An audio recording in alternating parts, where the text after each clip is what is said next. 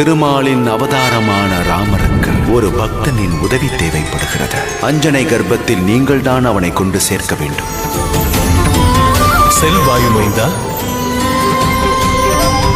அப்படி என்றால் என் பிறப்பு எம்பெருமானின் அருளால் உண்டானதா? மாணிக்கம் கட்டி வைரம். இன்றிலிருந்து இவனை வாயுவின் அருளாசி பெற்ற மாருதி என்று அழைக்கிறேன். மாருதி, ருசியான பழம் மரத்தின் மேல் உள்ளது. எவ்வளவு பெரிதாக இருக்கிறதோ, எவ்வளவு சிகப்பாக இருக்கிறதோ, அந்த பழம் தான் மிகவும் சுவையாக இருக்கும். நான் அந்த பழத்தை தான் பறிக்க போகிறேன். அது பழம் கிடையாது, சூரியன். சூரியன் அங்கு பார். மாருதி, போகாதே, வந்துவிடு. மாருதி, இவன் சூரியனையே விழுங்கி விடுவான் போல் உள்ளது.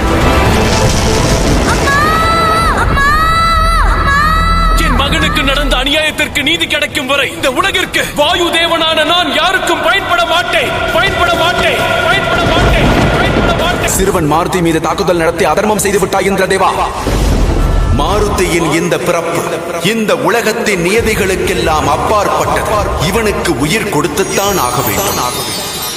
தேவர்களும் தெய்வங்களும் அனுமனுக்கு வரத்தை அருளினார்கள். ஆனால் அனுமான் அவர்களின் அபரிமிதமான சக்தி ஏன் தெரிவதில்லை? நீ சாபம் பெற்றாய் அனுமான். அதன் காரணம் கொண்டே பெற்ற அனைத்தையும் மறந்தாய். சாபமா? ஏன்? எதற்காக? யார் எனக்கு சாபம் கொடுத்தது?